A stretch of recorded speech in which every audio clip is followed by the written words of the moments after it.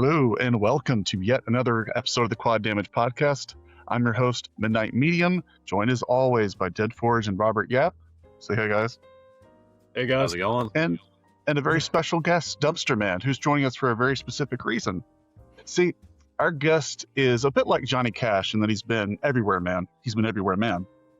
Whether doing multiple tours with the Air Force, from Germany to Saudi Arabia, or settling down in Austin, Texas to make just, some of the greatest games ever made, or even publishing a fiction book that I have right here. He's done it all.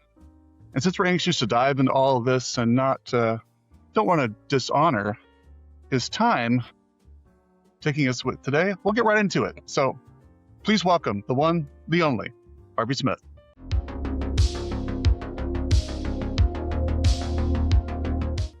It's funny that you say the one, the only, because I was on a ferry crossing the English Channel at night from Calais to Dover, I guess. One time when I was in the military, and you've probably done it by day if you've traveled at all, and it's like pretty and bright and people are on the deck having drinks. At night it's a dismal affair, and we, a bunch of soldiers, basically airmen, were in the bar chatting up some British ladies that were on holiday, and we went around introducing ourselves, and someone asked me what my name was, and I said Harvey Smith, and they all started laughing, and I couldn't figure out why. And apparently in the UK, the horseman Harvey Smith was like a famous writer in the 70s, and the lady was like, my mom had a crush on Harvey Smith. He's the guy that stood up in front of everybody and went like this. And so it's like, if only I was the only Harvey Smith. But so thanks for having me, guys. And I can't believe you have a copy of that semi-autobiographical novel. It's very bleak. I'm actually working on a book of D&D monsters right now. So I always have like a little side project going like that. But it's very good to be here. Of course. Good to have you. Thanks, sir. All right, Deadforge, lead us in. My moment to shine, yeah. All right, let's do it. Wait. Are we starting with the burning questions? No. No, we have a cheesy thing that we do beginning and end of the... Yeah. Just a tagline, not the firing squad. Sorry. Okay. Raise your rifles, boys. All right. Let's get booming. Yeah, booming.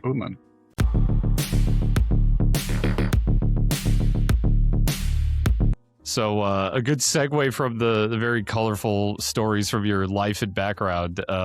We're wondering to what extent your varied life and careers have played an artistic influence, or maybe drew you into immersive sims as a genre.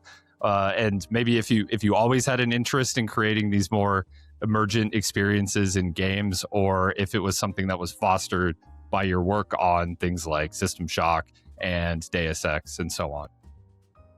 Yeah, today I'll try to be succinct. I'm a infamous rabbit hole, meandering conversationalist, and I'm trying to be more polite about that. That's a good question.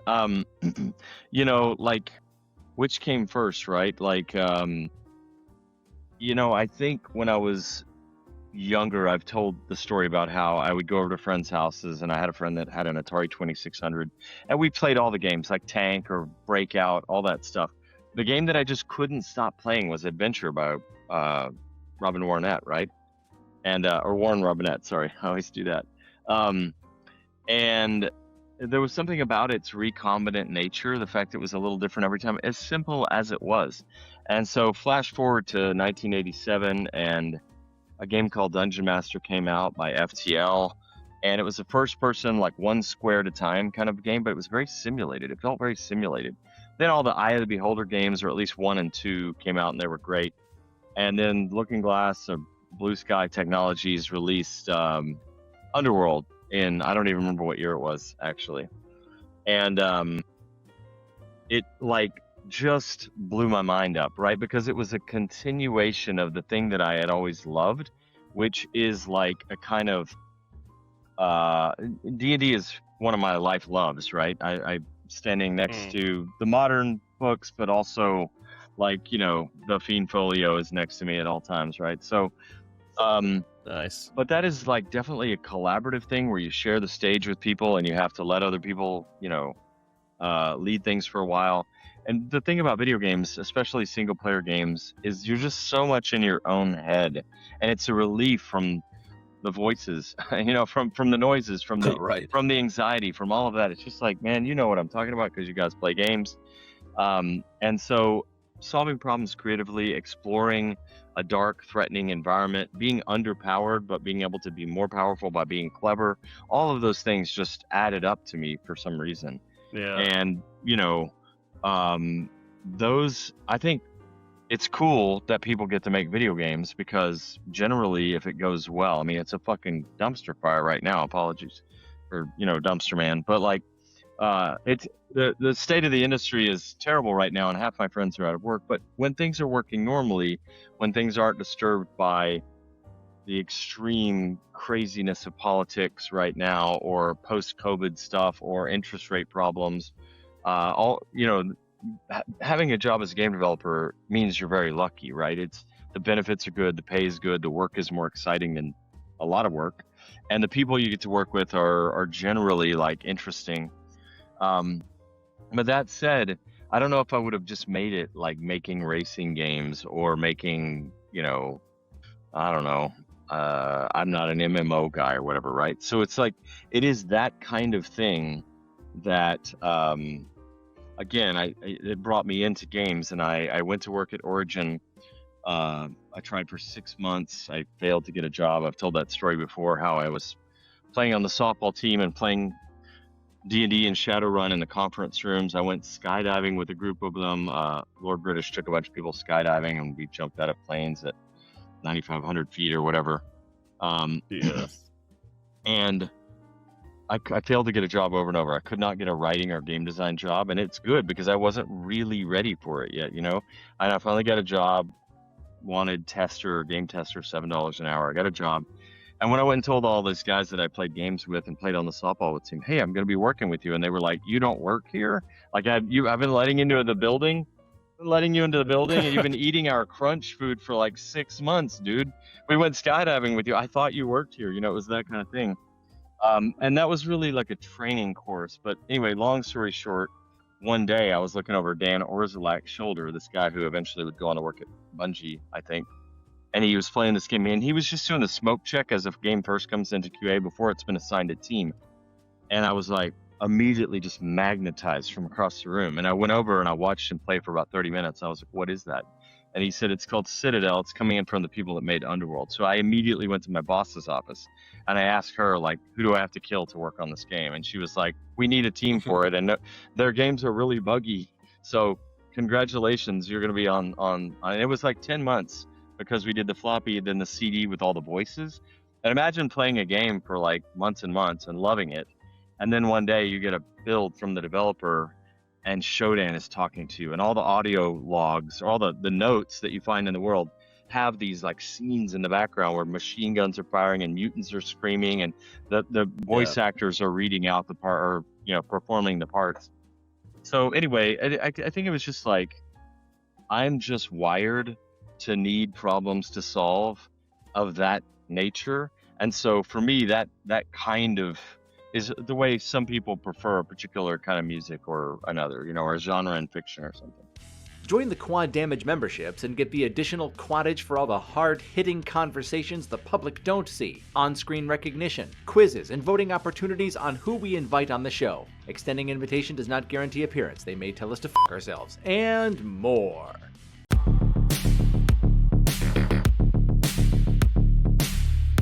Nice. Did you cross paths with Raphael at that point? Because I believe you were both working for the same company doing the same job, right? Yeah, there's a funny story where like we were peons inside the Electronic Arts machine. I was in Origin in Austin, Texas, and he was either in the UK at the time, because there's a time he worked in Slough, which if you've ever seen the show The Office, the original version, the British Office with Ricky Gervais, it's set in Slough, which is said to be just like a terrible town or whatever, right? And so no, I can tell you that from first experience because I just moved from Slough about a month ago. That's why this room is so empty, because I'd literally have just moved into here. Yeah. It is very much how it's depicted. But yeah, please continue. So RAF is one of the most, you know, the term seasonal affective disorder, SAD, where he's a Mediterranean guy, right? His family is Italian. He grew up in France. And if he doesn't see the sun every day, he gets really upset. He gets sad.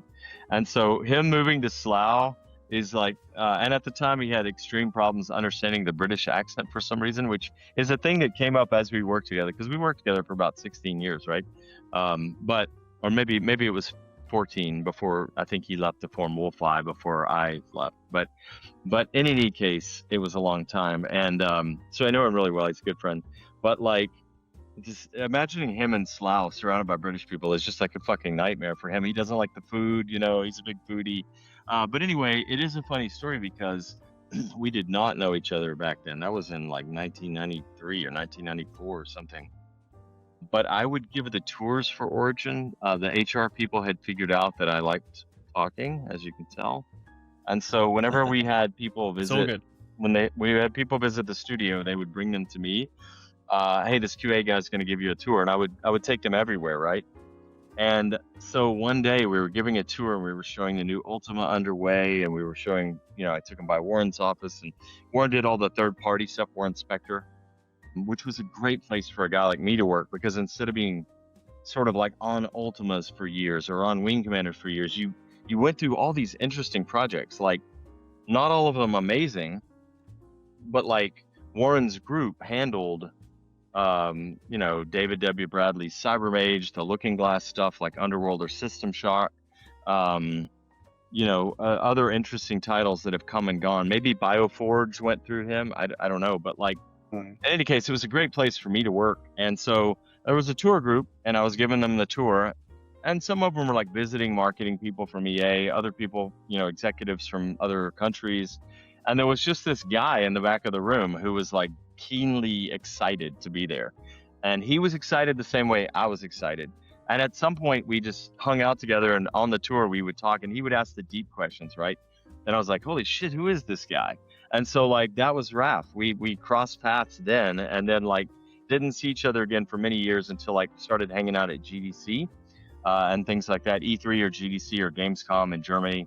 And then finally, at some point when I got fired at Midway and I needed a job, and I was thinking about moving to California to work with my friend Jordan Thomas on BioShock 2. And Raph was like, hey man, why don't you stay here and we'll try to get an immersive sim off the ground. I'm not even sure we were using that term so often back then. But I took him up on the offer. I joined Arcane as a minority partner, and we couldn't get funding. We almost went under, and then we finally got the funding together. We almost worked on Thief 4, and we almost worked on Blade Runner in that little run-up time.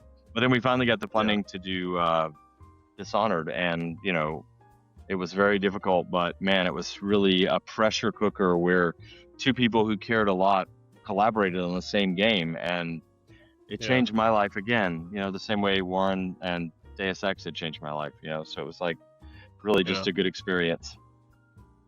I would love to speak with Warren. We did reach out to him a while ago, and he said that it went to his people, but we unfortunately didn't hear back. But one day, you know, the dream will remain alive that he'll join us as well. Yeah. I get to go to lunch with him every now and then, and recently he's giving away some of his guitars. He played guitar, or does play guitar, with his wife in a little band. And he had some extra guitars, and he wanted to know if I wanted one. And I was like, are you fucking kidding me? I don't even play guitar, but I would love to have a Warren Spector guitar. And so he gave me this like nice Korean knockoff of what is normally an expensive guitar, but there's like a knockoff of it, and it's really sounds good and stuff. So it's hanging on the wall downstairs. But if I see him again soon, I will mention that you should go on Quad Damage.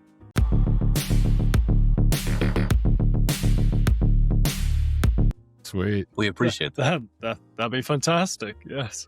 So to kind of, I guess, go from there. What was it like, you know, working with Warren and people like Doug Church on some of those just like crazy influential games? Yeah, I have to work hard not to make my life sound like some sort of Bruce Springsteen story, because No, do it. Do it. No, I grew up in a small town in the Texas Gulf Coast, and my dad's people were all from East Texas, and my mom's people were from the Gulf Coast or from originally North Carolina. And that town, Freeport, is mostly chemical plants and shrimpers. And it is not like the kind of place you grew up dreaming of making video games, right? And so when I got out of the military, I had to decide where to go because I didn't know this, but they tell you at the end of I did a 6-year tour or multiple places like Germany for a while, Florida for a while, and supporting the SEAL team there, like First Special Operations Comm Squadron I was part of. I did satellite communication stuff, which was cool. And we threw darts at night and played D&D and all this other kind of stuff, but mostly we maintained the satellite communications equipment. And some of the missions some of the assignments were like strategic, where you just maintain this big concrete castle with a giant 60-foot dish on it. And some were a little more tactical, like the satellite van in the back of UNATCO on Liberty Island is like literally where I worked, and I rebuilt it, but in any case, I didn't work on Liberty Island. That was in Germany, but that little van with the dish is like, one of the little small places. Okay. And then the later assignment was tactical. So I went to Saudi Arabia and all that with, some of those systems are like backpack systems or van systems. You drive them around. So long story short, when I got to Origin, when I got out of the military and they were like, where do you want to go? I had come to Austin off and on growing up for camping and stuff. And one of my really good friends, Steve Powers, who worked on the Ultima series, worked on Deus Ex, worked on Dishonored, worked on Prey. He's a great guy. I still see him all the time. He had moved to Austin because one of our friends who was leaving Freeport had a band called Culture Shock, and they moved to Austin. So Steve moved and lived on their couch. And so Steve was like, you should move to Austin. It's cool. It's better than going home. And I was like, well, I'm not going home no matter what. And I guess I thought I might move to Houston and get a satellite communications job or something like that. I had a top secret clearance. No. And I had been trained on various systems, but instead I was like, you know what? I'm going to move where my friend is. And I moved there. And that he started sort of, you should work here at Origin. I was like, dude, I don't know how to make video games. What would you even do with me there? And he was like, trust me, I know the people I work with, and you'd fit right in and you would add something. And you should try to get a job here. He's really the reason I'm in games, I think. But I got to Origin, and it's kind of like if you're a nerd kid or a weird kid and you go off to art school, which I did not do, but I've heard from friends like what that was like, or when you go to summer camp or winter camp and everybody's talking about the science fiction, right? You see a kid in an Ursula K. Le Guin shirt or something, a left-handed darkness, you're like, holy shit. Or some guys dressed like Doctor Who, the Doctor from Doctor Who or whatever. It feels like coming home in a weird way. At the time, this would have been the late 70s, early 80s or something. And so going to Origin was like that. You'd walk down the halls and you're just like, I can't believe this is a building full of people who know the things I know and love the things I know. And the conversations were great. And, I didn't ever finish a degree or anything. So people like Doug, who I think dropped out of MIT, but Looking Glass was people from MIT and other places. And Warren was like a former film school guy from New York, like any bit of education when you're a kid starved for that kind of thing is just like illuminating. It really blows your mind up. So instead of being self-taught about this or that, or reading this or that, or watching this movie or that movie, suddenly I was around people that were talking about like, economics terms or software development terms or fiction, film media terms, right? And so I was just absorbing that as fast as I could. And it was a pretty amazing experience just intellectually. The only thing that came close to that was honestly when I was in the Air Force, I made the decision not to live on the base in Germany. Instead, I lived in this little village 30 minutes away from the base.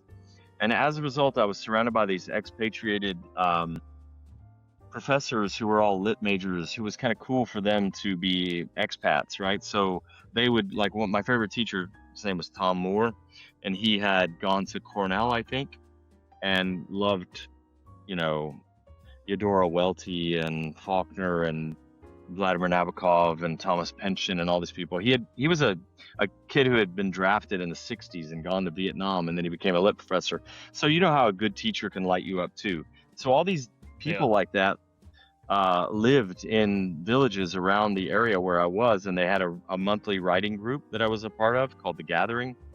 And so like that was like, I never finished a degree, but being part of that was like, holy shit, really expanding for me, you know? And so Origin was like that, and working around Warren, who was just like a fire hose of information. Doug Church, same thing. Just very charismatic, very fun. I worked with Warren at different companies for like 9 years, and Doug popped up on almost all of our projects along the way. Even at the beginning of Dishonored, Raph and I stopped and talked to Doug about, hey, if you had a Thief-like game to do again, what would you do different? And he was like, I would not reward the player for going slow. I would let you go fast. And so Raph and I were like, blink, you know? And so anyway, I hope that's not too meandering for answering the question about what it was like to work with Warren and Doug. But Absolutely it was not. fantastic, you know? Nobody, I mean, Perfect. nobody gives us tunes in. Nobody tunes in to listen to us, Harvey. Don't worry about it. Meander as much as you want. Want to support your favorite Boomer Shooter podcast?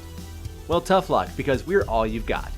Visit the Quad Damage affiliate store for the most bangin', most boomin', most please give us your money stores on the internet. Well, Amazon anyway. Only available in the US because we're too lazy to set it up for any other country.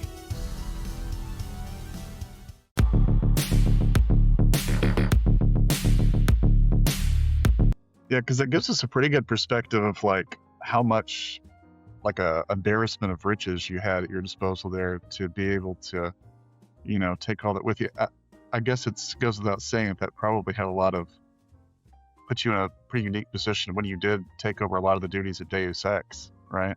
Just that wealth of knowledge. What would you say that would kind of propelled you to that stratosphere? I guess Well, we're I kind would- of changing gears and go to Deus Ex now, but I would say I was still pretty fucking ignorant during Deus Ex, but yeah, because Deus Ex was like a political awakening for me. It was a long-running political argument with the people around me, and learning a lot from Warren about modern progressive politics. It, you know, on the surface, it reads a lot as like conspiracy theory and fun stuff, kind of James Bond meets the X-Files. What if Area 51 was really a secret military base? All this quaint conspiracy theory stuff that is now kind of terrifying because people really believe the Pizzagate thing or whatever, right? And then there turns out there are darker, real conspiracies that, you know, whatever. So, but at the time it was like, it was just like, again, learning how to do level design and modeling a lot of stuff that I had seen in games I loved, you know, like from D&D primarily, but also Underworld, System Shock, you know. And I think while we were working on Deus Ex, I want to say, I don't know, the time might be lined up wrong here, but I think Half-Life 1, Thief, and System Shock 2 all came out, and we loved those games and were absorbing pieces of them, and it was coming out in our own work. You know, and I will say, I'm conscious of how incredibly lucky I was, like, in many different ways. Like, I was really hard to work around, I think, back then. I think I was very opinionated and very forceful in my opinions, and probably highly defensive, very reactionary, you know. And so the fact that I ended up around people like Richard Garriott, who he was unflappable. You basically couldn't say anything to Richard that he couldn't roll with and just turn into an advantage for what he wanted, right? Which is a superpower. And Warren was patient beyond what he needed to be, right? Those guys should have fired me over and over probably, and didn't. I've told this story before, but when Ultima 8 came out, I didn't like it very much. And I was a big Ultima fan. But I thought going to the sort of muddy faces and no character portraits and the jumping, which was kind of influenced by Mario but was not very good. There were long load times. There were a bunch of problems in Ultima 8, and I was furious. And so on my own, after work, I wrote up this list of like literally 100 bullet points of what was wrong with Ultima 8. And I called it a slap in the face to Ultima fans. And I sent it to my boss, Kay. And I told her, I don't want to do anything with this. I'm just so mad. I have to put it down. So here you go. And I came into work a few days later. And I was just working at my computer in my cubicle because we had a giant maze-like cubicle farm in QA. And by that point, I was kind of like halfway in production and halfway in QA still. So I was working with Warren in a weird capacity where I still technically reported to Kay, but Warren was using me for tasks more and more, which I was thankful for as it pulled me closer to development. And Kay was holding on because she was like, I need this guy, don't everybody who comes into QA that is on fire, don't pull them away to development. Let them stay here for a while because they help QA in a different way. Like, I wasn't the best QA person. There were people that were born to do that, but I was like on fire in a different way, right? And so I was sitting there working, and I hear this creak, and somebody sits on my desk, like just leans back, sitting there. And I look up, and it's Richard Garriott, who was a wonderful, friendly, fun guy. You could go skydiving with him. You could do haunted house parties with him. You could do river raft races with him. He was an amazing, generous guy. But he was very intimidating for us also because I was a contractor, I think, in QA, right? And so he's just like, suddenly he's in my fucking cubicle, which is weird, and he's sitting on my desk. And I look up, and he's holding a fucking printout of those 100 bullet points. And I just thought, well, that's fucking it. I'm done. I made it in games for like a year or whatever, whatever it had been. And he's going through this list, and he was like, he basically said, this is super insightful. And I was like, whoo, okay. And then he said the thing that I just can't believe. He was like, how would you like to fix some of these? And I was like, what do you mean? And he was like, well, if you work side by side with one of our lead programmers and a couple of our designers, how many of these do you think you could fix? And I was like, dude, we could fix most of them. And so he gave me this shot to just like sit down with these 3 other guys. And the next few weeks, we issued a patch for Ultima 8 where we fixed, I don't know, over half of that list. I prioritized them and we attacked them, just going through them. And some were like level design spot fixes, like don't hide explosive mushrooms behind the tree because this is an isometric game. And if I walk behind the tree, I just hear a boom and I die. And then I have a 3-minute load time. That fucking sucks. And some of them were like, nope, we can't do this jumping thing. You gotta like, let me put the mouse cursor somewhere and click and I jump there. I don't want to have to guess the pixel and die jumping. This is not a jumping game, dude. This is an Ultima. And some of them were plot fixes, like, hey, if you eat this pumpkin, you're fucked. The quest is screwed. Like duplicate it or make it non-eatable or something, right? Anyway, that's an example of where in a lot of cases you would have been crucified at some companies for pissing off the executive royalty or whatever, and this was an example of how Richard, for better or worse, he may have flaws, I don't know, he's a wonderful guy in many ways, but like he could take any energy directed at Origin and turn it into a strength for Origin in a way, generally. And I just learned so much from that, like taking a more rational approach instead of being offended or whatever, and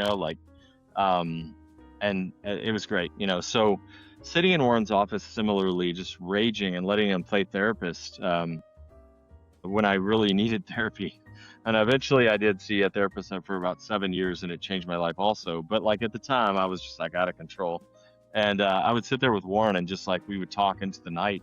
And he was so patient, man.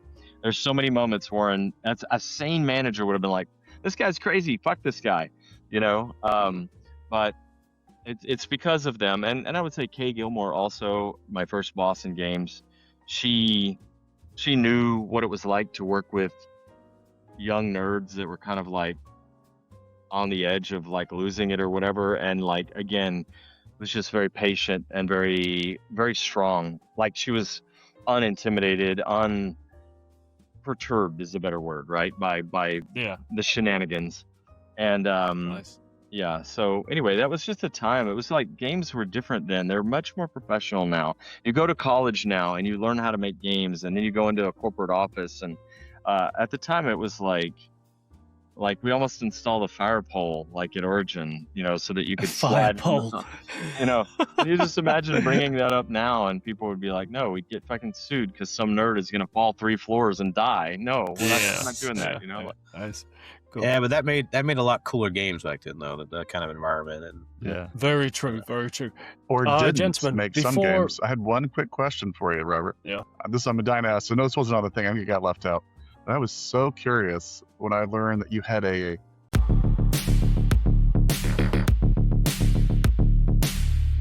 Thief game.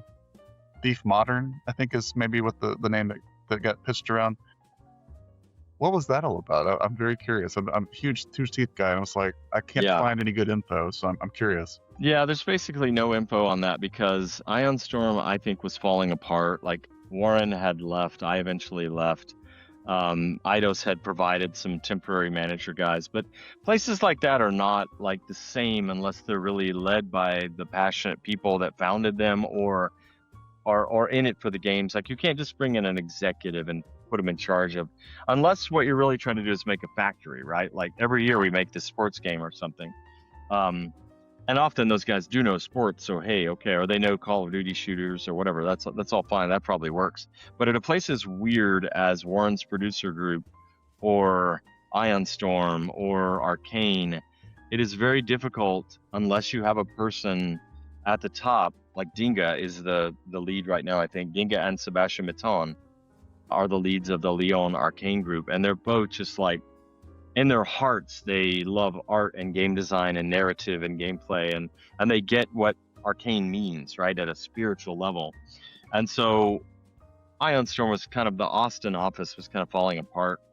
But I was still there for a while, and I was asked what I wanted to do next, and I said I want to take the Thief games, but I want to do a modern version of it in a surrealist kind of way, where you play this guy Garrett who lives in the shittiest, crumbling part of the city, and he hides out in this terrible apartment, but on the outside it's horrible. It's like a warehouse at the edge of the city in Fight Club or something. It's just horrible. Rain, holes in the roof, But on the inside, it's filled with things that he's stolen over time, extravagant carpets and paintings and chandeliers, and that's a concept from Fafhrd and Greymouser by Fritz Lieber, where the Greymouser's apartment is in a shitty part of town, but it's full of luxury.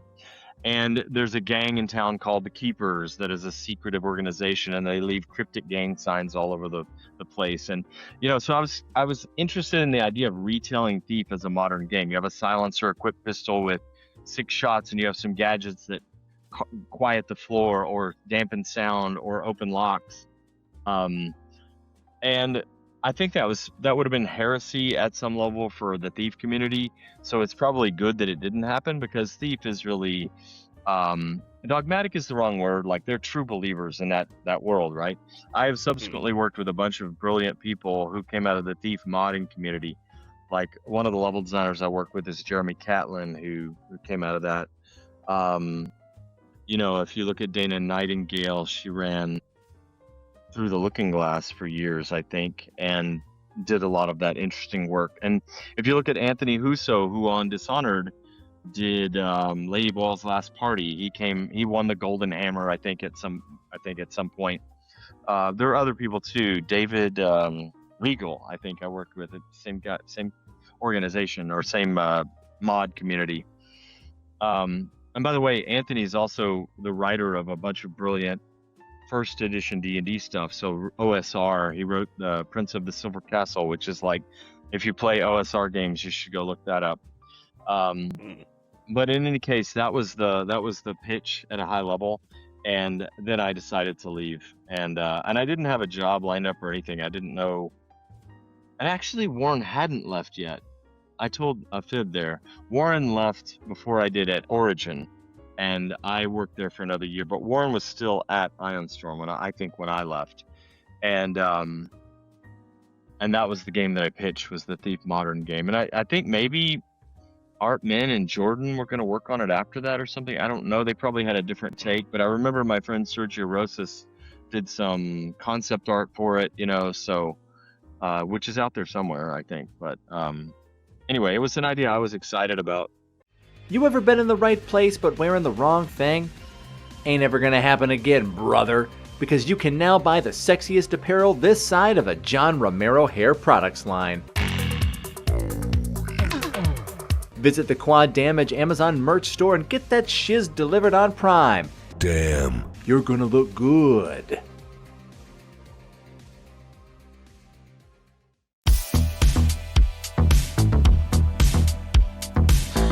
Okay, folks, it's time for our famous burning questions round.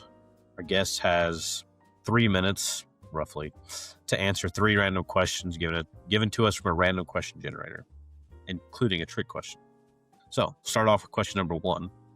If you had to replace your eyebrows with any household item, what would you choose and why? I just want to say that these always just catch me off guard every time. I try not to look at them, so I'm surprised too. Oh my god. I have some cool Elden Ring stickers downstairs that are like weapons and swords and posed characters and things like that. And I would, if I had to have anything across here, maybe Elden Ring swords, mirrored would be fucking cool. There you go. There we go. Yeah. Whenever you need to shave, just take it down. Right, yeah. It's functional. All right, so question number 2. If chairs didn't exist, what would humanity sit on instead?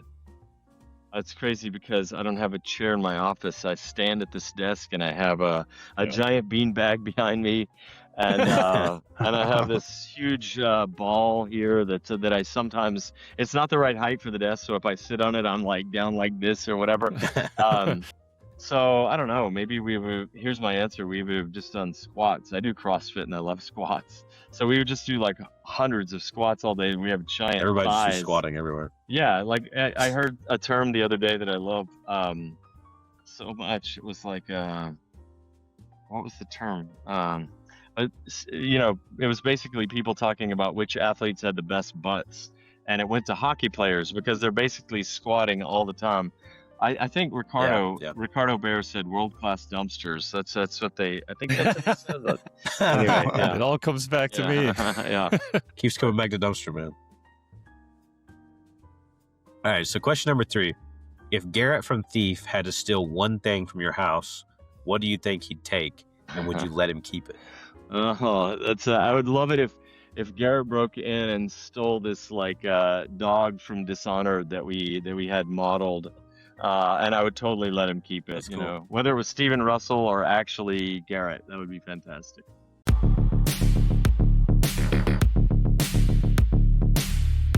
I've been personally very happy to see Dishonored have kind of a resurgence in popularity on social media for whatever reason, just because it's been a while and people are rediscovering how awesome the game is. But even more, I was happy to see you and Raph sit down and do those developer commentary videos on it.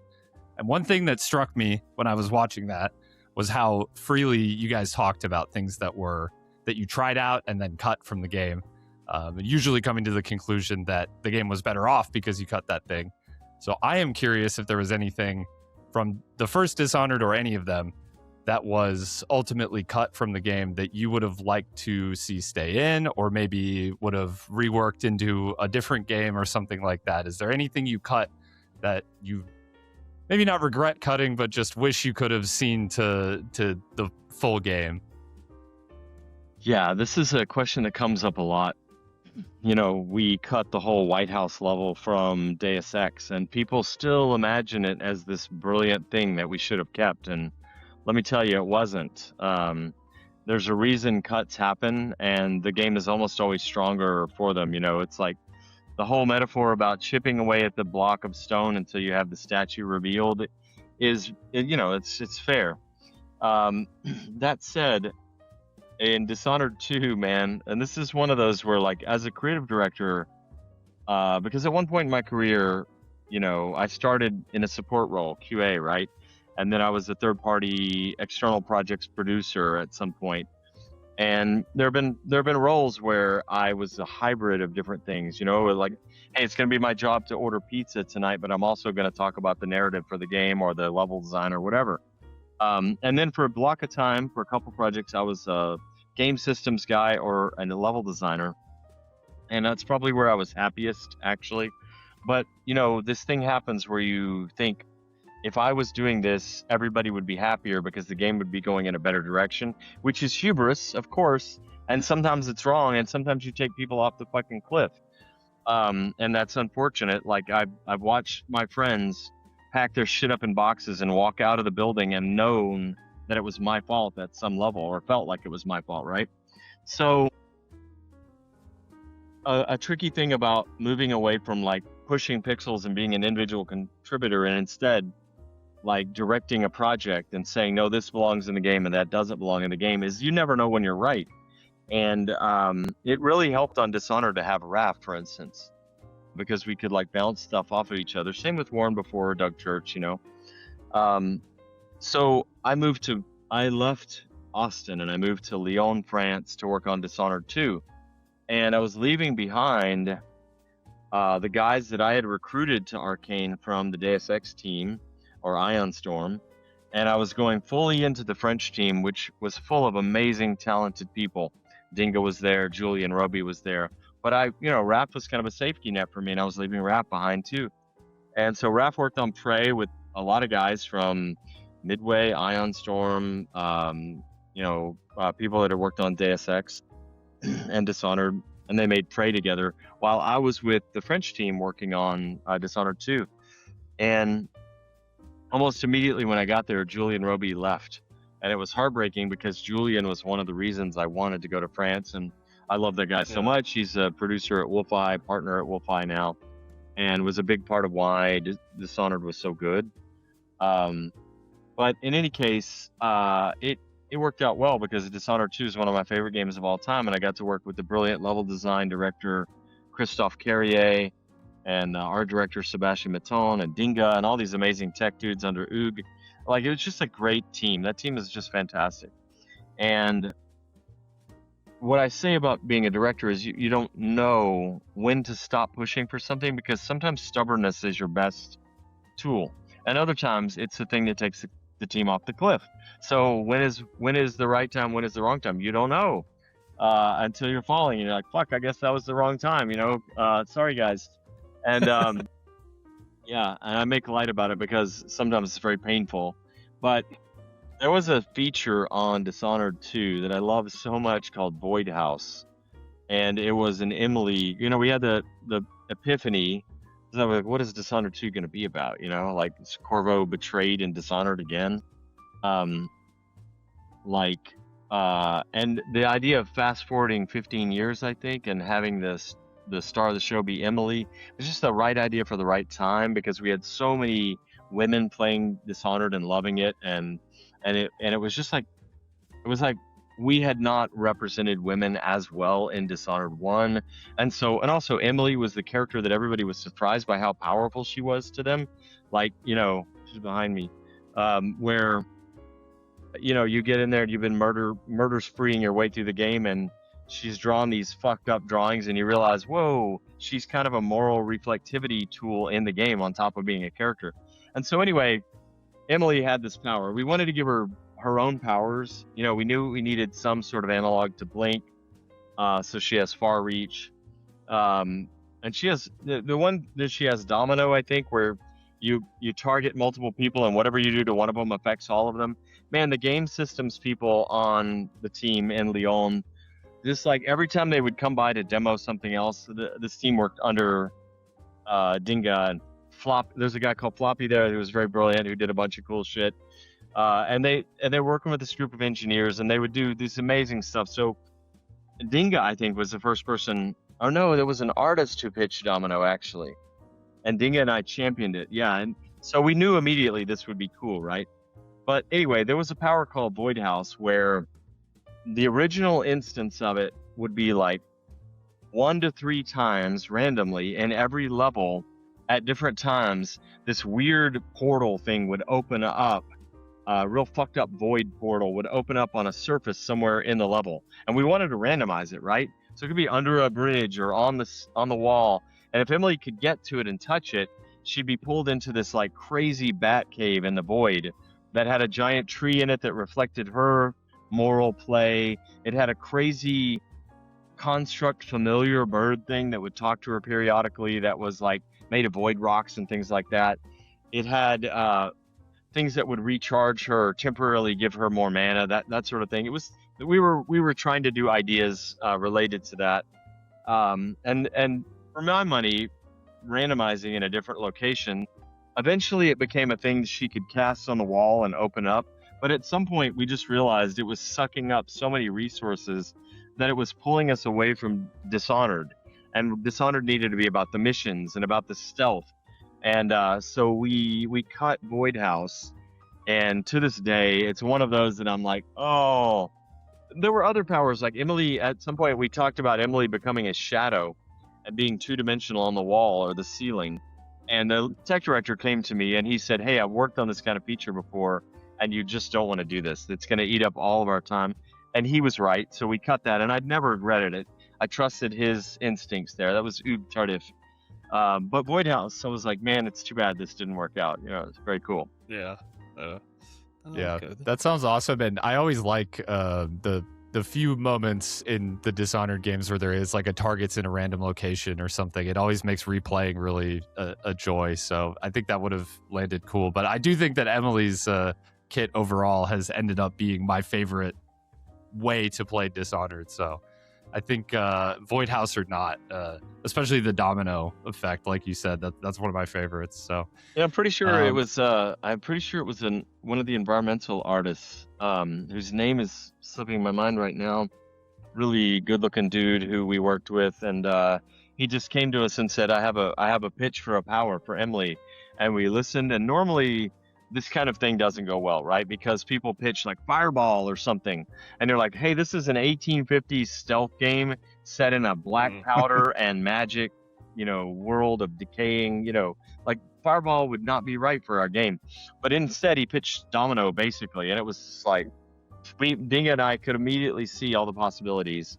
And the team under Floppy took it further than I thought they ever would, right? Like, we're even like, it wasn't just like I tagged one guy and used a sleep dart so they all went to sleep. It was like, nope, whatever damage stimulus hits this dude is spread to all of them, and it's truly horrific at times, and it's wonderful,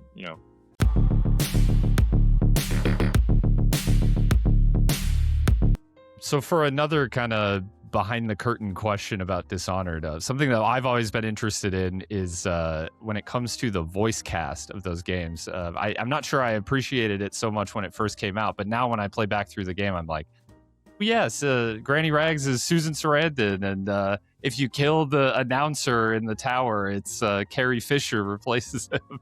Yep. So I've always wondered what it was like assembling that voice cast. In my opinion, one of the best, and especially Michael Madsen as Dowd is one of my favorite voice performances of all time. So I was just wondering what it was like to assemble all those people together, and then what it was like working with some of these big stars, and if for a game like Dishonored. I think that artist's name was Johan. Yeah, that whole thing about the voice acting is one of my favorite time periods in my career, because ZeniMax was privately owned. They had just acquired us, and they were, when someone acquires you, you have probably one or two projects before everything gets fucked up generally, because you suddenly have the same people that made the company are very passionate about the game, and they're still there, but you have the funding from the larger entity, right? And so they believed, because of their success with the Elder Scrolls games and Fallout and all that, they're a great group for us to work with. They were, just like the late, great Robert Altman was the chairman of the company, and he trusted us to do crazy things, and his team around him. We had support from Todd Howard's group. They were always there to, Emil Pagliarula and people like that were always like giving us the benefit of the doubt or ideas or whatever. And we had great relationships at the time with PR and marketing, most of them. So anyway, there was a budget for voice acting, and some teams would just send a script out to Blindlight, and those guys would cast and direct, and that was it. We didn't want to do that. Our world was very weird, and the pronunciation of words mattered a lot, and the tone mattered a lot.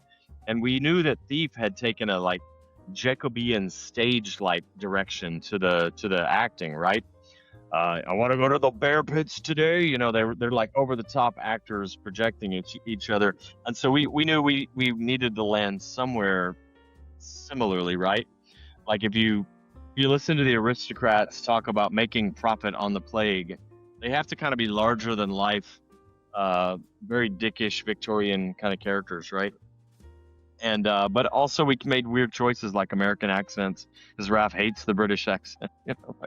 Apologies to all British people. I think I'm the only one here. I think it's a problem with if you're Italian and you grew up in France, understanding rapid speaking British people, especially, if it's not posh, if it's more colloquial somehow, maybe that's where it started or whatever. And he probably would be irritated that I said that, but anyway, long story short, we put a lot of effort into that. So Raph and I and Ricardo Bear and other people on the team, we put a lot of effort into evaluating the voice actors and working with them. We flew to LA. We'd go out there for 2 weeks. On Dishonored 2, Sashka Duval went out with us. Christophe Carrier cared about that a lot as well. And so on Dishonored 1, we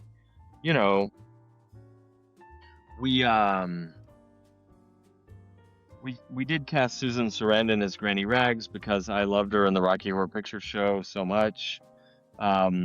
And in other things as well. And she was very concerned that the game not be a violence game. And so I was like, well, the thing about the game is you can play the whole thing without killing anybody. You can sneak, you can avoid, you can negotiate. You don't have to kill. It's not like Call of Duty. Now, of course, you can also play extremely violent, but that was enough for her. And then I remember the day that Carrie Fisher, the late great Carrie Fisher, was in the booth, and she was wild and fun and good to work with. And what we were trying to get across was if you hear this person on the street speaker, it was an official before and very conservative, very uptight, very formal, reading the supreme leader's bullet points or whatever. And now it's just kind of somebody that's slightly out of control and afraid. And that tells you that the country has fallen. You don't know it yet, but the country has fallen. And so she nailed that. She was all over that. And it was super fun working with her. But honestly, the people that were the greatest, and this I think everybody would agree with, is a lot of times the scale actors or the people that work in cartoons, they're just fantastic.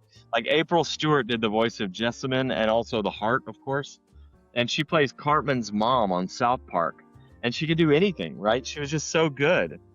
And we wanted to bring, on Dishonored 2, we were bringing Stephen Russell in for Corvo because that was just felt right. And getting to work with Chloe Grace Moretz on Dishonored 1 Dishonored 1, because Corvo was unvoiced in Dishonored 1, but the other characters were not. Were voiced. Michael Madsen is Dowd.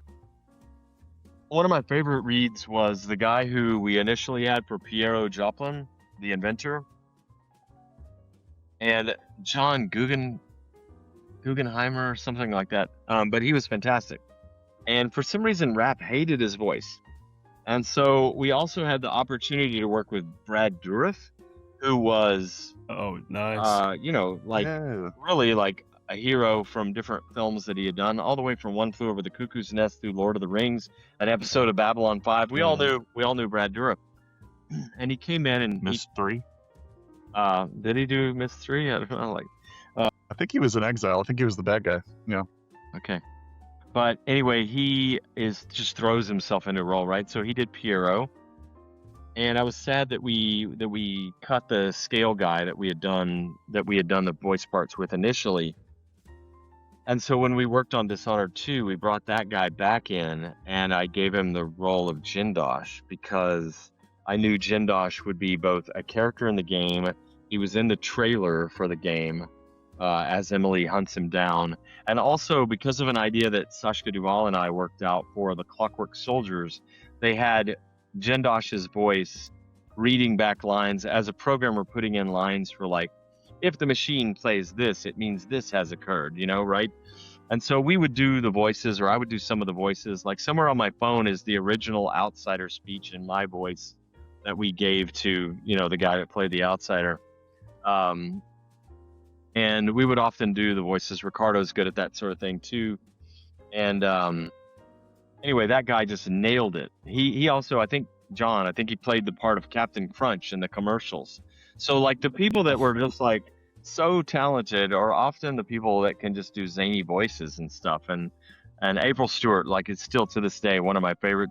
We had a Dishonored wedding where these two people were getting married, and they PR reached out and said, hey, they're getting married soon. I think we're throwing a PR dinner for them I think it was in England. I think it was in London.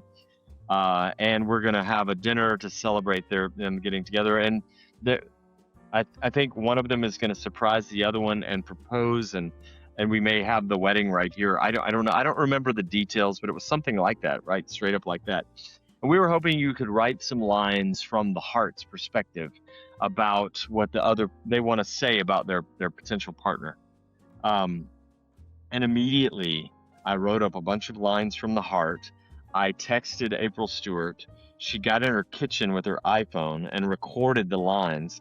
The sound guy took them and put the heart beating effects that he had created. This is the art director, Sebastian Mitton's brother, Thomas. It was our sound guy at the time, and he did the sort of like wind-swept kind of machine-like pumping sounds that go behind the heart, put the reverb and the echo on them and all that, and he processed them, and we sent them off.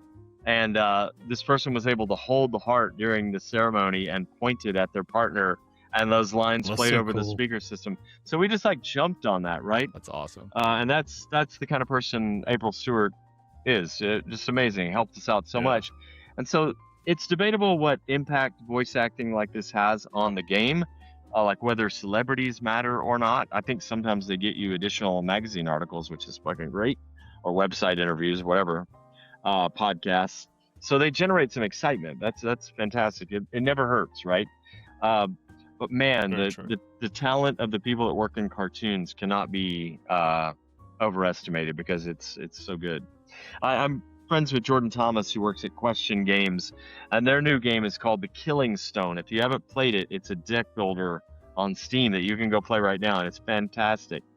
The game is written simultaneously in English and in old archaic English. It's like a love letter to Faust and Shakespeare, and it's really it's everything that is Question Games is kind of about, right? But their experience before, like working on things like Blackout Club, I think, is where they did a lot of voice acting with different people. And I think Jordan would probably say the same thing. It's like the most talented voice actors are the ones that can really just throw themselves into it, almost get possessed by the character and do it, So, yeah.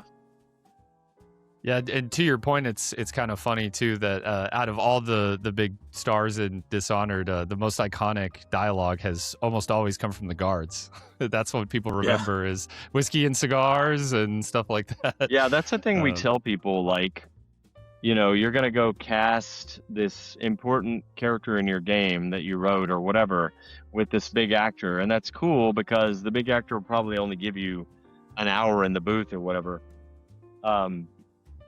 But, guard number 3 is probably more important than that named character because guard number 3 is on stage for like 40 hours basically, and the Lord Regent, you meet him and you assassinate him and kill him. Now the Lord Regent was a little different because we put him on posters, we put him in audio logs, we put him in the intro, we put him in street speaker announcements. So we really did everything we could to build up this character before you go to kill him. And my initial casting for that, I wanted David Bowie to do that part. And the people that do all the voice casting were like, man, David Bowie has withdrawn in New York and he barely does anything. And I was told that 9/11 had a big impact on him and he doesn't do much like this anymore. If you threw $100K at him, he might look at it or something. But we were just like, well, we don't have a budget like that. Sorry. And so that was unfortunate. Anyway, yeah. So just a great experience. I'm so thankful that for those 8 years I was working on Dishonored, Death of the Knife of Dunwall, Prigmore Witches, Dishonored 2, and Death of the Outsider. 8 or 9 years, we got to work with all these voice actors, and they brought so much passion and talent to it. I love The Wire, and I love the character of Marlowe, and we got to work with the guy that played Marlowe in The Wire.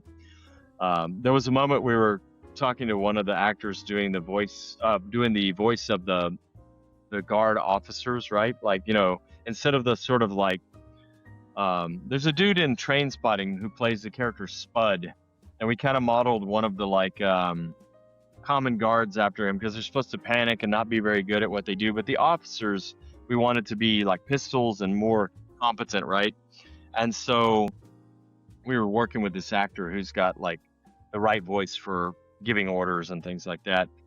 And man, his resume, his CV was so fucking long. It was so full of all these jobs he had done over time. He's in episodes of Star Trek and Law and Order and, soap operas and hospital dramas and just like 30 years of acting, but had seemingly never like hit it big somehow. And I asked him like, some question that led him to say, you remember the movie Young Guns with Kiefer Sutherland and Emilio Estevez and Lou Diamond Phillips and all those guys? He was like, that movie is like, there's like a cast of like 6 or 7 young guys in it, and it's like 6 or 7 millionaires and me. I'm the other one that didn't, and I was just like, oh yeah, Charlie Sheen's in that, and it's like you look through the cast and it's all these guys that blew up at some point or another, and there's this other guy in there, and he's the one that was just like knocking it out of the fucking park for Dishonored guard captains, and for some reason he had many roles, done this competent yeoman work on all this shit, but had never, maybe subsequently he has, I hope he has, but like he just never had the part that blew up for him or whatever. And all those guys were full of stories and anecdotes, obviously Michael Madsen was character, and he had this crazy voice that just like sounded like he had gargled glass that morning or something, Very gravelly, yeah. Iconic. Very gravelly. And when you want it, Iconic. Dowd is like, full of regret, remorse for the way he's lived and what he's done with his life. And you had Michael Madsen do that part, and it was like, man, I'm feeling this right now. Like, it's really great. Yeah, for sure.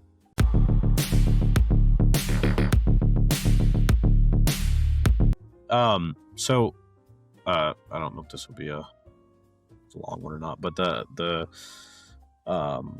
question I had was, how important do you think Cedric? I don't really want to attempt to say his last name, but Is it Peyervene or something like that.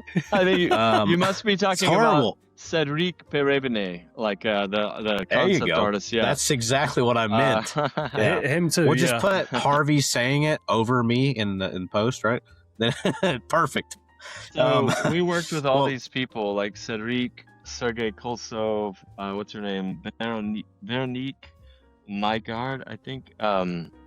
Like we worked with, and there's another big one that I'm forgetting, who at the same time as Cedric was doing.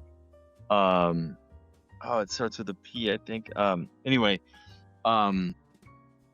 they were incredibly important to our process, and Sebastian Maton was very picky about who he would bring in and who he would want to work with, and the vibe he wanted, the sort of color palette, and any other game that sort of tried to go in this direction would have just ended up looking a little anime or like a Miyazaki film or something.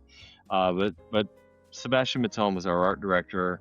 Jean-Luc Monet was our assistant art director, and they had a very particular look with their different teams on, the prop environment art team on that at that studio is stunning, and the environmental art, the architects, the character modelers, it's just like all these amazing tradition of art.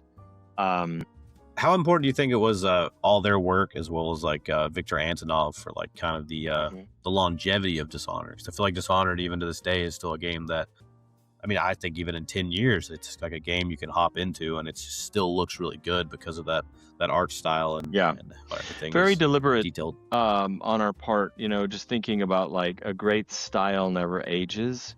The bells and whistles that you get to play with in the engine, new forms of lighting will come along, and they're very important.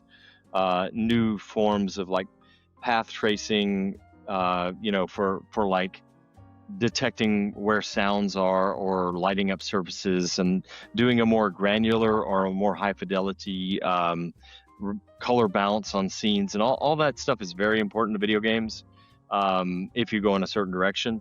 But for us, we just wanted a style that seemed different and timeless, and Raph is very much into the art as well, maybe more than I am. And so to have Sebastian Maton and Jean-Luc and all those guys work so hard on that, like the very last episode that I did with Raph, where we did all the Dishonored playthroughs, we had the art directors on, and it was very moving to me because I haven't spent a lot of time with them since Death of the Outsider. But yeah, that painterly style and having people who have real serious historical views of cities and clothing. I think Sebastian Maton's family, like there were people that did tailoring or clothing design in the background. And so like he has an opinion about every cuff and every collar and every fold and every material type, and which colors look good on which, so that stuff was very important, of course. Jablowski, that's the other artist that I was trying to remember. And of course, Victor, who passed last year, was kind of a mentor of Sebastian's. And while all the art was done by people inside the Lyon art team, directed by Sebastian Maton, Victor would come in from Paris and make these visits that were very high impact, where Victor had the power to look at a scene and just say, like, make the sky lighter or make this thing up close darker, or here's why this doesn't quite work, and just immediately the whole thing would change. And I think the artists just really appreciated. He was like he's kind of a rock star when he would visit from Paris, and he would leave and they were just excited about everything.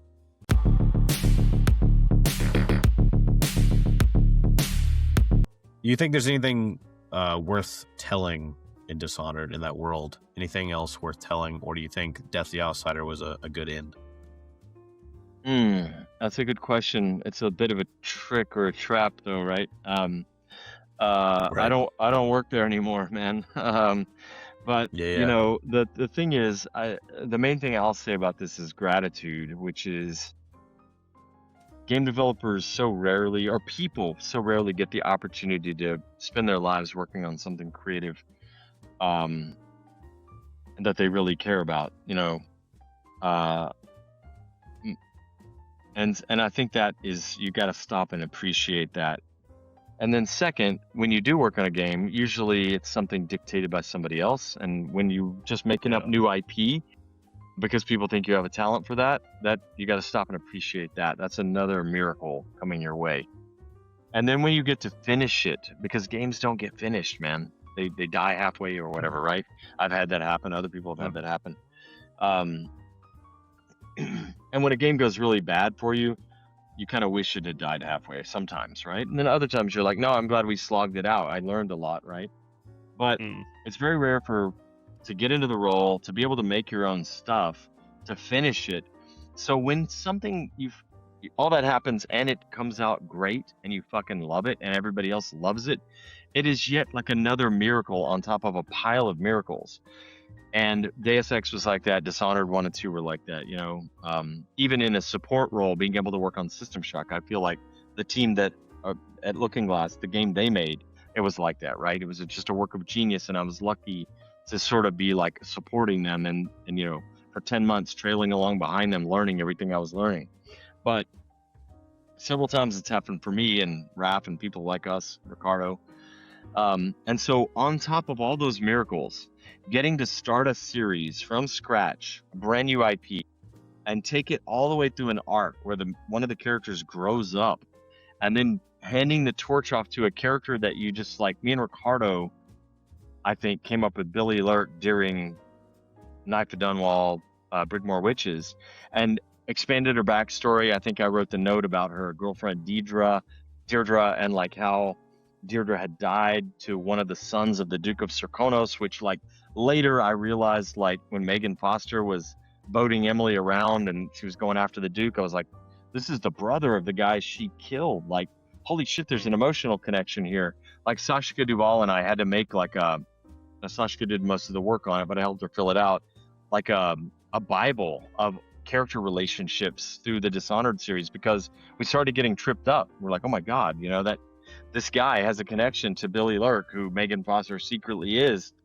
And then to be able to do another game with Billy Lurk, My Name is Billy Lurk, was going to be the name at one point, where she got the Eye of the Dead God, and she got the like knife that sacrificed the outsider, and this void rock arm, and all this other stuff. That was fucking gratifying. I'm so grateful to be able to have that arc. All those miracles that I just described, getting into games, getting a new IP, being able to finish games, the games being received well, coming together well, but being able to close out an arc that's never happened to me before. It never will happen to me again, I think. But like to do an 8 or 9 year arc on the series like that with closure, for me, it's like unbelievable. And I love that we ended on Death of the Outsider. That was my alternate name, by the way. And we met with marketing and I said, my name is Billy Lurk. And they were not buying it. And we were having a meeting and people were kicking around stupid shit that I didn't like. And I was like, at some point I was going to call it The Death of the Outsider. And everybody just went, whoa. And so, even though, it kind of is a bit of a spoiler, but like, and even that character, who is a character I love as well, the Outsider, being able to like close that loop as well was very powerful. So I don't even know how to answer the question other than to say I have all this gratitude for being able to work on that big arc right in the middle of my career, and to be able to close things out.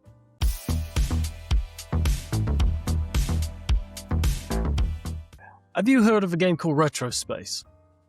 Retro Space. It's not ringing any bells. It's currently in demo stage. The demo is out on Steam at the moment. It's an indie ImSim. Okay. So the developer bank was very interested in putting a question for you. The question the bank has is, what was the most memorable gaming feature that made you incredibly jealous when you saw it? Oh yeah, that's a good question. I hope we did that to some people too. I hope people looked at Possession and Dishonored and went like, holy shit, you can possess rats and go through rat tunnels. You can possess a fish and swim from the river to the toilet and come up in the toilet as a guard. You can walk through the wall of light. This must have been so much fucking work, but it's cool. Because that power was like one of those that for us was just like, oh my God, like this is so much work, but it's worth it. And it fits into an 1850s assassination stealth game or whatever. So every now and then you're working on a feature and you just know, people are going to love this shit. And I think Kim Swift and her team for Narbacular Drop did the first really good Portals, and then Val picked it up with them and they all made Portal together. And that's probably one that immediately comes to mind. The gravity gun is an easy one from Valve, and the zombies can get anywhere for Left 4 Dead is another one. I'm using all Valve examples right now. I don't know why. But let's see what else. I know that other people had done it before, but there's a game by Question, Jordan and Company. I think it was called The Magic Circle, where you could stop an AI and open it up and look at what instructions it had, like bite or run or follow or eat or whatever. And you could take those modules out and leave the AI, the rat would just sit there unable to walk or fight or whatever. But then you could go over to like a cleaner bot or whatever and open it up, and you could put those inside of it. And now the bot would take off and do those things. It was like a little bit of a developer trick, right? Because that's like a visual way to like give your AI inherit, different properties or whatever. But I always loved that. And I thought, even if other people had done it before, nobody's really done enough with that yet. And so if Bank is looking for something cool to do, that's a direction. Never be afraid. I'll message afterwards. Never be afraid to borrow something that's already been done and put your own spin on it, because when we were working on Dishonored, people mocked us. They were like, why are you working on a Thief clone? And other people were like, why are you working on a BioShock clone? And we took it like, that hurts, but like we just pressed ahead, and by the end it's your own thing anyway. Never be afraid of because we're all painting with the same colors. There's only so many narratives, and there's only so many features, but occasionally a feature comes out that's just like so fucking cool.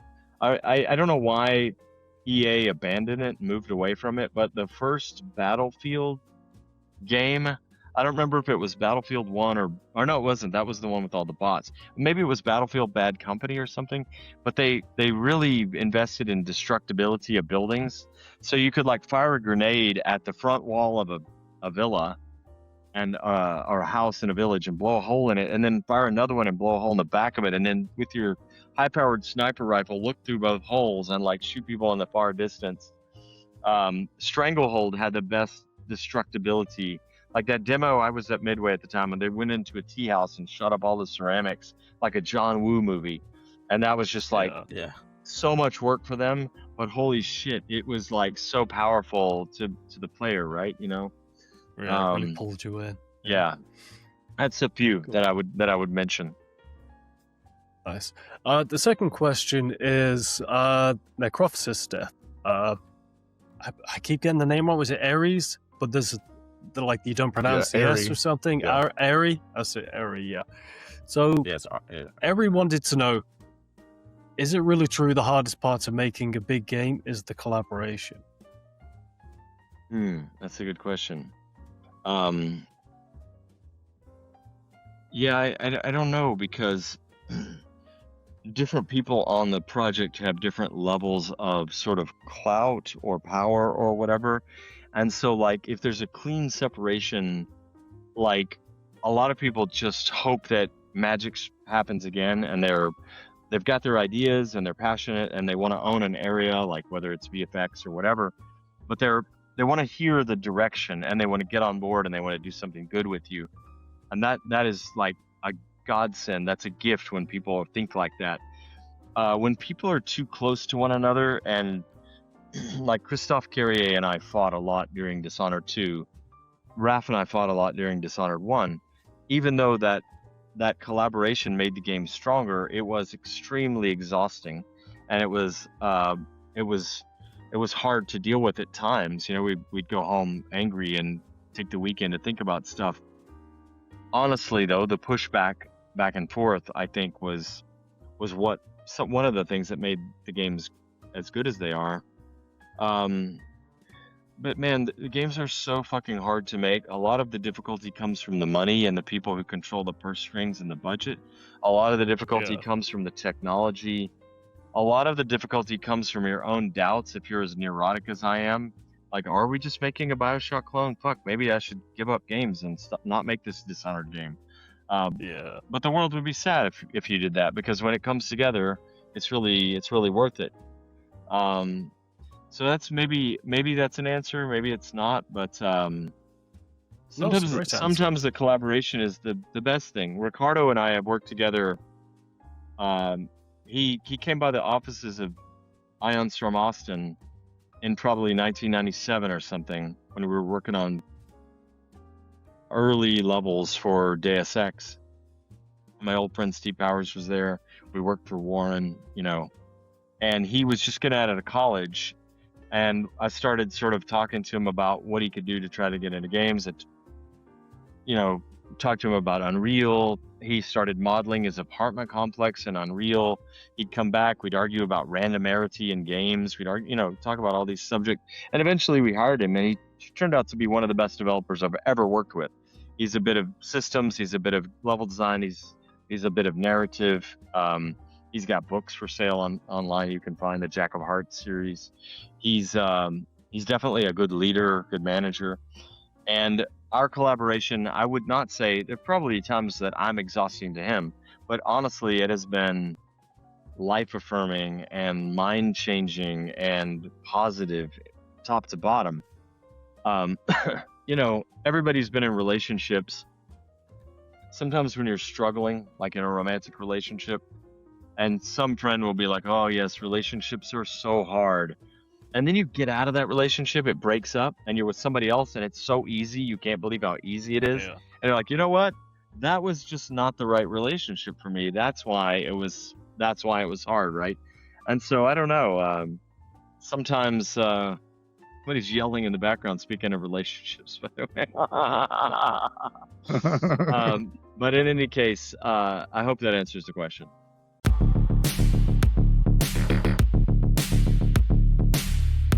Yeah, so being a big immersive sim fan, lately I've found that where I have found the best takes on the genre within the past few years have been mostly in the indie scene. And I was kind of curious how much attention you had paid to that scene, if there's any games that you have played that caught your eye, or just that had crossed your desk and looked interesting to you. I'm just curious how much you have invested into the indie scene surrounding this genre. Yeah, I just got asked that the other day, and I don't play as many games as I should. Like over time, this is a crazy thing, man, but like in a few months will be my birthday, and I'm gonna turn 60, which is like shocking to me. It doesn't. You always think of yourself at like 32 or whatever for the rest of your life somehow, right? Yeah. But like you hit a point where you're like, man, I've played a lot of games and I've watched a lot of movies, and now it takes the right thing to break through. Either it's something comforting, popcorn that I want, or it's like over the top, you've got to watch this. And so things come and go. The busier you get with your life and with your job and all that where like you don't have as much time and you don't have as much energy. I'm not the same person that I was at 25 or whatever. But that said, things break through, right? Like I mentioned a couple of games, like The Killing Stone is out on Steam right now, and I bought that recently and I'm enjoying it. There's one called what is it? Project Shadowglass? Is that the name of? Yeah. I had a the call. fantasy one. I had a call with that guy, and it was really cool because I had a couple of ideas on like how he could survive constraining the game in a way and making still a deep, cool game that he could pull off. And that was a really pleasant conversation. I'm really glad I talked to him. There are games that are adjacent off and on. When I was a kid, fantasy literature and films and all were like a very cordoned off niche. And at some point, this explosion happened. And now they're in everything. Everything is an RPG at some level. Sports games, shooters, they're RPG. They have RPG features in them.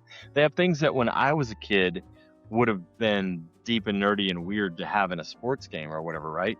And so in that same way, I feel like the best parts of immersive sims have crept into lots of other things. And so I had a conversation the other day about how much I appreciated What Remains of Edith Finch, for instance, and one particular scene that made me cry. And, we were talking about it with regard to a thing that we're working on now.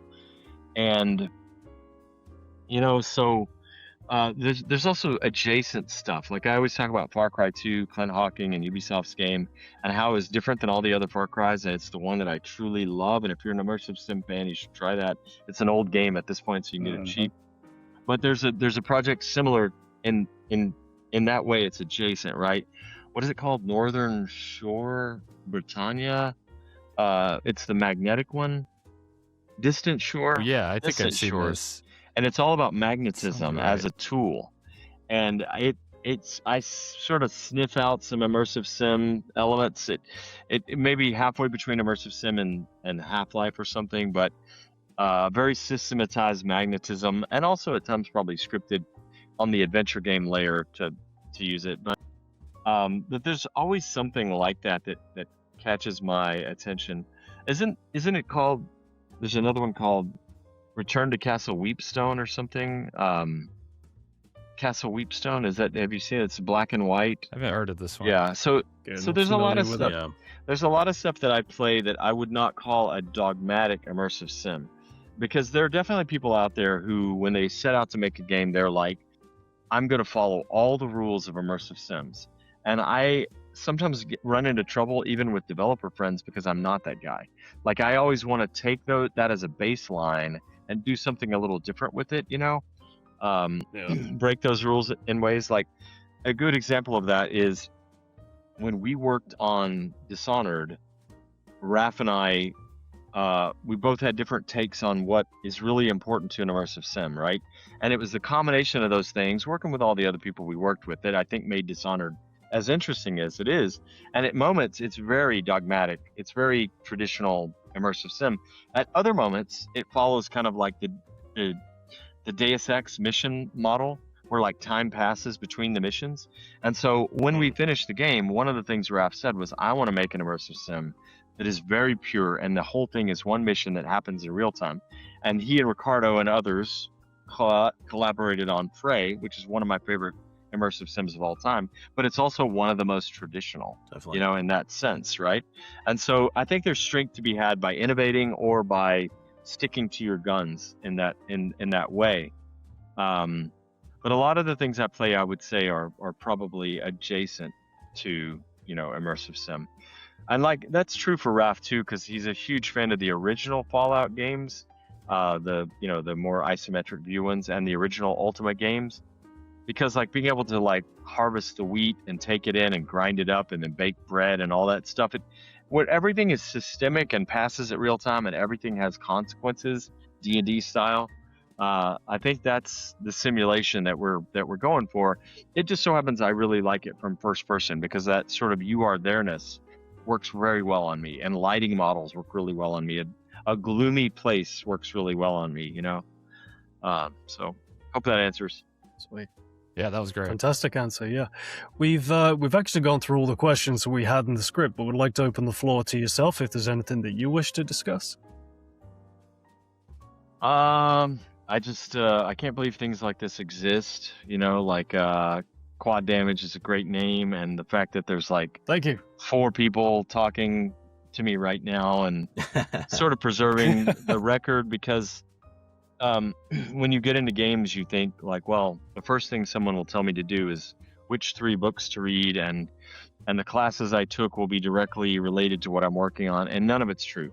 It's almost like the world's biggest internship in a sense, and maybe there are other industries that work like this. Maybe comedy works like that, or puppeteering. I don't know, But like video games, man, there's no book, and you get into it, and you're just like talking about it and learning, and you've got your own ideas, and you know the new technology. You can try new tricks, and there's an audience expectation around genre, and there's publisher expectations of what people are willing to pay for, and there's constraints. Like early on, the difference between a lot of like Japanese console games and American PC games was literally just driven by the fact that one set had a hard drive, so you could write data to the hard drive, and when you played the game next time, you could pick up all kinds of flags. The player has been here, they've done that, they've talked to this guy, and like a lot of times the design of console games was more like, nope, has to load fast, we have minimal memory, but we have graphical enhancements or sound enhancements that we've got at our advantage.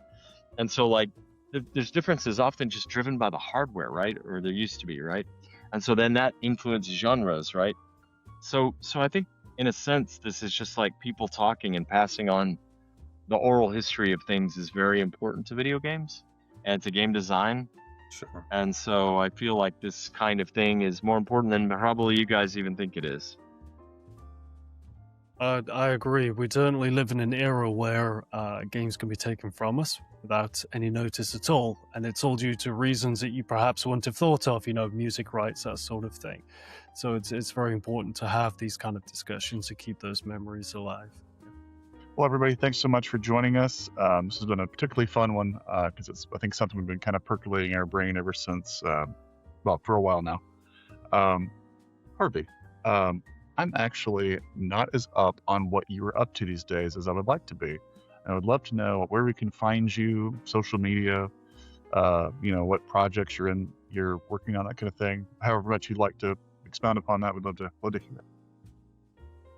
Well, I've mentioned before, but definitely follow me like on Instagram because I'm Harvey1966 on Instagram, and sometimes it's just photos of what I ate for lunch, but other times it's like literally Raph and I hanging out, or Warren and I hanging out, or Ricardo and I hanging out, and sometimes it'll be trips to conferences or game stuff that I'm working on or whatever is definitely in there as well. It's a pretty long list at this point, but what I'm working on right now, I am working on something that's unannounced, and I hope to be talking about it soon.